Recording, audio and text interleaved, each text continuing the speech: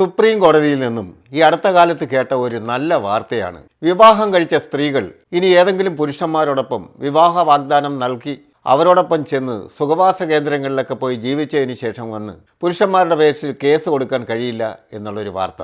അത് വളരെ സന്തോഷകരമായ ഒരു വാർത്തയാണ്. കേരളത്തിൽ ഇപ്പോൾ ഒരു പുതിയ പരിപാടിയാണ്. വിവാഹിതയും കുഞ്ഞുങ്ങളുമൊക്കെ ഉള്ള സ്ത്രീകൾ ഏതെങ്കിലും പുരുഷന്മാരുടെ കൂടെയൊക്കെ പോയി കുറേ നാള് മാസങ്ങളോളം സുഖവാസ കേന്ദ്രങ്ങളൊക്കെ ചെന്ന് കഴിഞ്ഞ് എല്ലാ സുഖങ്ങളും അനുഭവിച്ച് ആ പുരുഷനിൽ നിന്നും കിട്ടാവുന്ന എല്ലാ സുഖങ്ങളും നേടി അവരിൽ നിന്നുള്ള സമ്പത്തുമൊക്കെ നേടിയതിന് ശേഷം എന്നെ വിവാഹ വാഗ്ദാനം നൽകി ബലാത്സംഗം ചെയ്തു എന്ന് പറഞ്ഞ് അവരുടെ പേരിൽ കേസ് കൊടുക്കുക. വർഷങ്ങൾക്ക് മുമ്പ് നടന്ന സംഭവങ്ങൾ വരെ ഈ ചെയ്ത പുരുഷൻ ഏതെങ്കിലും ഒരു നല്ല നിലയിലെത്തുമ്പോൾ ഒന്നുകിൽ MLA യോ MP യോ മന്ത്രിയോ അല്ലെങ്കിൽ അതുപോലെ തന്നെ ഏതെങ്കിലും ഉയർന്ന പദവികളിലൊക്കെ എത്തുമ്പോൾ ഇവർക്ക് മനസ്സിലാവും ഇവൻ്റെ പേരിൽ ഇപ്പോൾ കേസ് കൊടുത്തു കഴിഞ്ഞാൽ എങ്ങനെയെങ്കിലും കുറച്ച് സാമ്പത്തിക നേട്ടം ഉണ്ടാക്കാൻ കഴിയുമെന്ന്. അത് മനസ്സിലാക്കിയിട്ടാണ് വർഷങ്ങൾക്ക് മുമ്പ് നടന്ന സംഭവത്തെ ഇവർ കുത്തിപ്പൊക്കി കൊണ്ടുവന്ന് കേസ് കൊടുത്ത് ഇവരെ കുടുക്കി കുറേ സാമ്പത്തിക നേട്ടങ്ങൾ ഉണ്ടാക്കുക. അത് കൊടുത്തില്ലെങ്കിൽ അവരുടെ അധികാരങ്ങൾ നഷ്ടപ്പെടുത്തുന്ന രീതിയിലുള്ള പ്രവർത്തനങ്ങൾ നടത്തുക. നമ്മുടെ നാട്ടിലെ രാഷ്ട്രീയക്കാരാണെങ്കിലോ ഏതെങ്കിലും ഇതുപോലുള്ള ഒരു പെണ്ണ് കേസ് കിട്ടാൻ വേണ്ടി കാത്തിരിക്കുക. പ്രതിപക്ഷത്തിരിക്കുന്നവനാണെങ്കിൽ ഭരണപക്ഷത്തുള്ളവർ ഇനി ഒരിക്കലും അവന് ജയിക്കാത്ത രീതിയിലുള്ള പ്രചരണം നടത്തുക. ഭരണപക്ഷത്തിരിക്കുന്നതാണ് ആ MP യോ MLA യോ മന്ത്രിയൊക്കെ ആണെങ്കിൽ അവനെ എങ്ങനെയെങ്കിലും താഴെ തള്ളിയിടുക.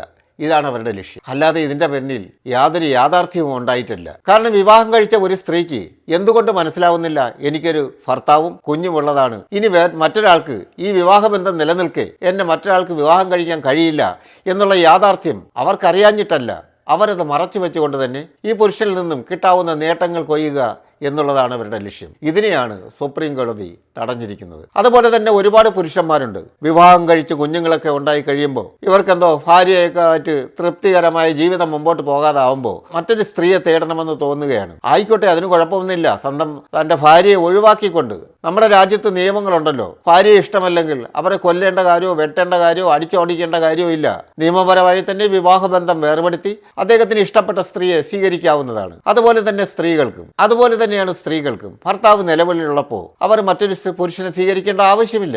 അവർക്ക് ആ പുരുഷനെ ഒഴിവാക്കിക്കൊണ്ട് മറ്റൊരു വിവാഹം നേടാവുന്നതാണ്. ഇതൊന്നും ചെയ്യാതെ ഇത്തരം കള്ളത്തരങ്ങൾ കാണിച്ച് പുരുഷനിൽ നിന്നും സാമ്പത്തിക നേട്ടങ്ങൾ ഉണ്ടാക്കാനും പുരുഷനാണെങ്കിൽ സ്ത്രീയിൽ നിന്നും അവരുടെ ശാരീരികമായ നേട്ടങ്ങളും അവരുടെ സമ്പത്ത് ഈ അടുത്ത കാലത്ത് നമ്മൾക്ക് ഒരുപാട് കേട്ടതാണ്. വിവാഹിതരായ സ്ത്രീകളെയൊക്കെ ഇങ്ങനെ പ്രലോഭിപ്പിച്ച് ഞാൻ വിവാഹം കഴിക്കാത്ത പുരുഷനാണ്, നീ വന്നു കഴിഞ്ഞാൽ നിന്നെ ഞാൻ വിവാഹം കഴിക്കാന്നൊക്കെ പറഞ്ഞ് ആ സ്ത്രീയിൽ നിന്നും അവരിൽ നിന്ന് സ്വർണവും പണവും ഒക്കെ ചൂഷണം ചെയ്യുന്ന പുരുഷന്മാരും കേരളത്തിൽ ധാരാളമുണ്ട്. ഇതിനെല്ലാം കോടതി വിധി ഇനിയും കുറെ കൂടെ വ്യത്യസ്തമായ വിധികൾ പ്രഖ്യാപിക്കേണ്ടതുണ്ട്. ഇങ്ങനെയുള്ള പുരുഷന്മാരെയും ഒരു കാരണവശാലും സമ്മതിക്കാൻ പാടില്ല. പല പുരുഷന്മാരും താൻ വിവാഹിതനും കുഞ്ഞും ഒക്കെ ഉള്ള ആളാണെന്ന് മറച്ചു വെച്ചുകൊണ്ട് തന്നെ വിവാഹം കഴിക്കാത്ത പെൺകുട്ടികളെ ചതിച്ച് വലയിൽ വീഴ്ത്തുന്ന രീതിയുണ്ട്. ഇതിനെയൊക്കെയും കോടതി ശക്തമായി തടയേണ്ടതുണ്ട്. എന്തായാലും ഈ അടുത്ത കാലത്ത് കേട്ട നല്ലൊരു വിധിയാണ്